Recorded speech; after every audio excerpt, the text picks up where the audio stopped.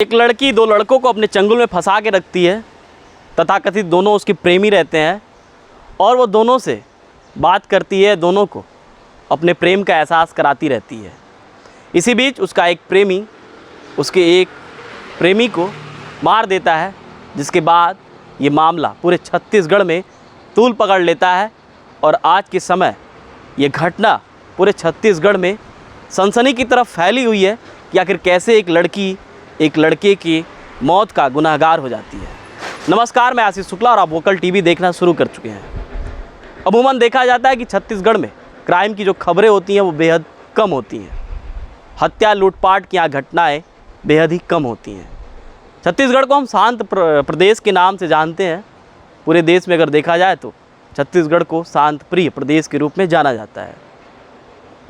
अभी कुछ दिन पहले बिलासपुर के हाईकोर्ट मोड़ के पास एक युवक की लाश मिलती है। लाश पे अनगिनत निशान रहते हैं, जिसके बाद उस लाश की शिनाख्त सीजीपीएससी की तैयारी कर रहे यश साहू के रूप में होती है। जब यश साहू के घर वालों को इसके बारे में जानकारी मिलती है, परिवार रोता बिलखता वहाँ पहुँचता है।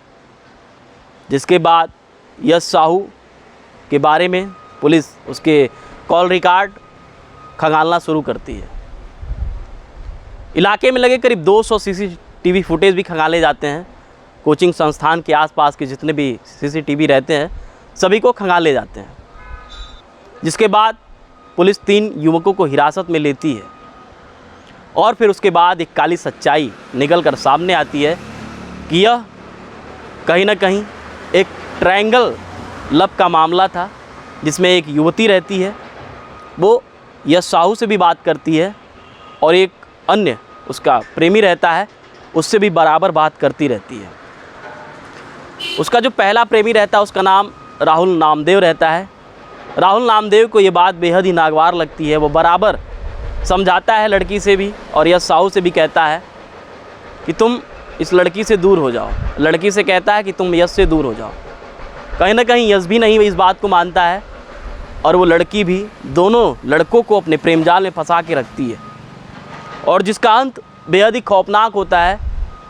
छत्तीसगढ़ लोक सेवा आयोग की तैयारी करने वाले यश साहू की निर्मम हत्या हो जाती है। यश साहू सरगुजा जिले का रहने वाला रहता है। वो बिलासपुर में आता है तैयारी करने, पढ़ाई लिखाई करने। पूरी घटना को मैं सिलसिलेवार क्रमवार तरीके से बताऊंगा।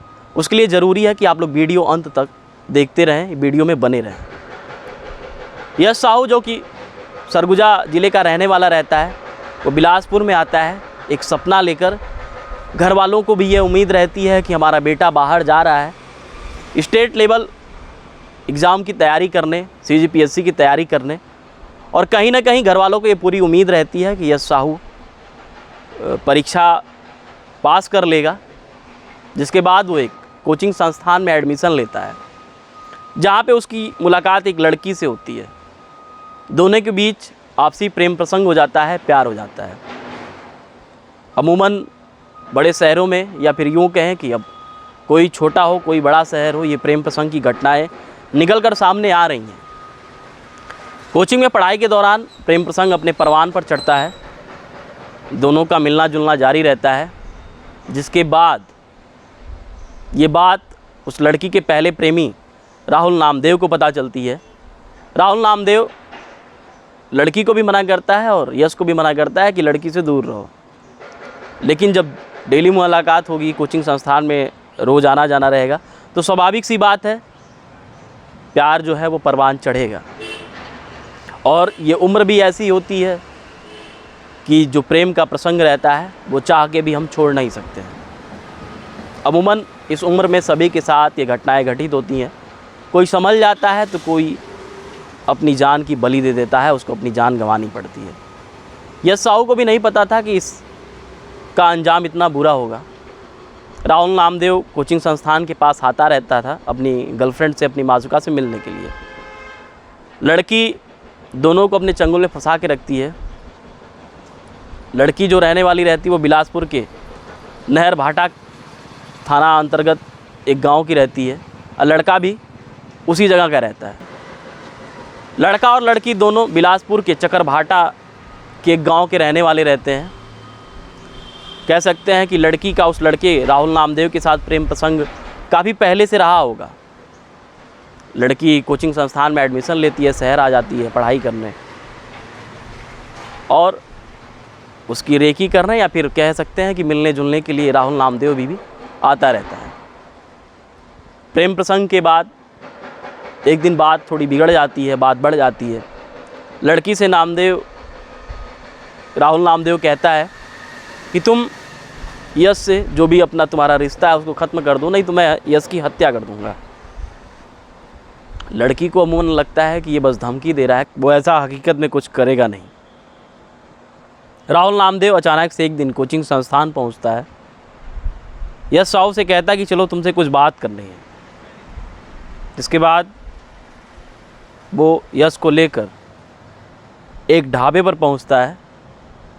ढाबा जो कि बंद हो चुका था, जहां पर वो जाने के बाद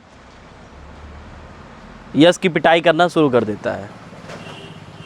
जिसके बाद वो अपने 2 अन्य साथियों को बुलाता है, जिनका नाम विनय सांडिल्य और उमेश वर्मा रहता है। तीनों मिलकर यश की बेरहमी के साथ पिटाई करना शुरू करते हैं, लाठी डंडों के साथ। खूब लाठी डंडे बरसते हैं और कुछ समय बाद ही यश अधमरा हो जाता है। राहुल नामदेव को जब यश के अधमरा होने का एहसास होता है तो वो स्कूटी पर बैठाता है और उसको बिलासपुर के हाई कोर्ट मोड़ के पास ले जाकर के फेंक देता है। जिसके बाद जब सुबह राहगीर उधर से गुजरते हैं तो एक लाश दिखाई देती है। जिसके बाद वो पुलिस को इसकी सूचना देते हैं, पुलिस आती है।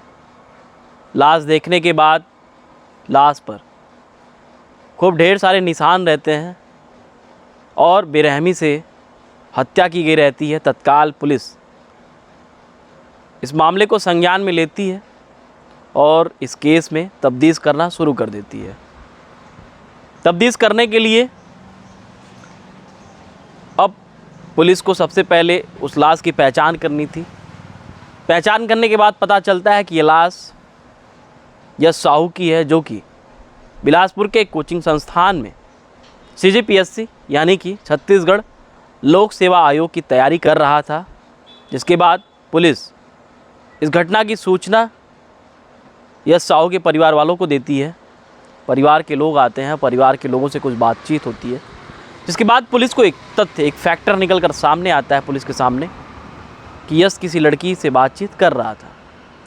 पुलिस को अंदेशा हो जाता है कि कहीं ना कहीं ये प्रेम प्रसंग का मामला है, मसला है।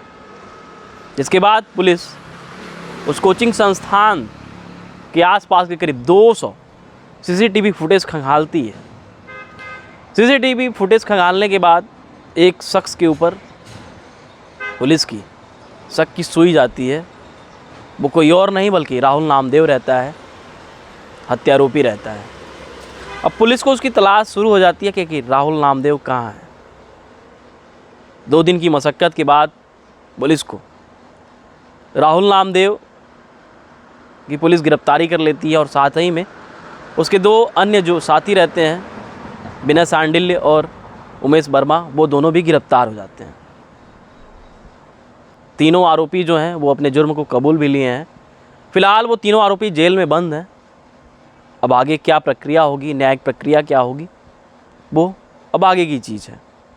लेकिन कहीं ना कहीं ये हत्या है, एक CGPSC एस्पिरेंट की हत्या और एक लड़की की वजह से हत्या, ये पूरे समाज को झकझोर के रख दिया कि आखिर किस तरीके से एक लड़की कह सकते हैं कि अपने चंगुल में फंसाती है, पहले राहुल नामदेव को और फिर यश साहू को। राहुल नामदेव से उसकी दोस्ती, प्रेम प्रसंग उसका पहले से रहता है। यश से उसकी दोस्ती कोचिंग संस्थान में होती है। जिसके बाद आप लोगों ने जो भी उसका परिणाम है वो देखा। आज यश के परिवार वालों के पे क्या गुजर रही होगी वो तो वही जान रहे होंगे। हम बस शब्दों में उस दर्द को बयां कर सकते हैं, लेकिन असल में जो उसकी पीड़ा होगी वो यश के माँ बाप के ऊपर गुजर रही होगी, उसके परिवार वालों के ऊपर गुजर रही होगी। कहीं ना कहीं जो हमारा समाज है, जो हमारा समाज की जो परिवर्तन है, उस परिवर्तन में जो युवाओं के साथ एक समस्या आ रही है कि वो कहीं भी जा रहे हैं, कोचिंग संस्थान हो, स्कूल हो, कॉलेज हो, हर जगह पे जो ये प्रेम प्रसंग का मसला रहता है, मामला रहता है, उससे न जाने कितनी ज़िंदगियां तबाह हो रही हैं। अमूमन छत्तीसगढ़ को शांतिप्रिय प्रदेश के रूप में जाना जाता है, और जब यहाँ पे कोई भी खूनी वारदात की घटना होती है तो छत्तीसगढ़ वासियों के लिए और छत्तीसगढ़ के लोगों के लिए बेहद ही सोचनीय हो जाती है। और जो छत्तीसगढ़ की एक लोकप्रियता है शांतिप्रिय प्रदेश के रूप में, उस पर एक दाग लगता है, धब्बा लगता है। इस कहानी से आप क्या सीखते हैं, इस स्टोरी से आपको क्या सबक मिलती है, युवाओं को लेकर किस तरीके से परिवर्तन हो रहा है, युवाओं की सोच में हो रहा है, युवाओं के प्रोफेशन में, उनके पैशन में, बदलते समाज में जो आज युवाओं का एक दूसरे के प्रति जो आकर्षण है वो किस तरीके से घातक साबित हो रहा है, वो आप लोगों ने सुना। इस स्टोरी को लेकर आपकी क्या सोच है, कमेंट सेक्शन में ज़रूर बताएं। और हमारा प्रयास है, छत्तीसगढ़ ही नहीं बल्कि पूरे देश दुनिया में जितनी भी क्राइम अपराध की कहानियाँ होती हैं, किस्से होते हैं, सालों बरसों पुरानी जो कहानियाँ हैं, किस्से हैं, सातिर किलर हैं, उन सभी को आप लोगों से रूबरू कराऊं। इसके लिए ज़रूरी है कि आप हमारा सहयोग करें। सहयोग करने के लिए आपको चैनल को सब्सक्राइब करना होगा, बेल आइकन पर क्लिक करना होगा और शेयर बटन पर क्लिक करके इसको शेयर करना होगा, क्योंकि आपके सहयोग के बिना हमारी वोकल टीवी का जो प्रयास है वो संभव नहीं है। तो ज़रूरी है कि चैनल को सब्सक्राइब करें, कमेंट बॉक्स में अपना राय सुझाव दें, शेयर करें और बेल आइकन ज़रूर दबाएं, जिससे जो कोई भी नई वीडियो आए वो आप तक तत्काल पहुंचे। तो हमारा प्रयास कैसा लग रहा है आप लोग ज़रूर बताएं। फिलहाल के लिए बस इतना ही, फिर मिलेंगे एक नई कहानी के साथ, एक नई स्टोरी के साथ। तब तक के लिए इजाज़त दीजिए। धन्यवाद। जय हिंद, जय भारत।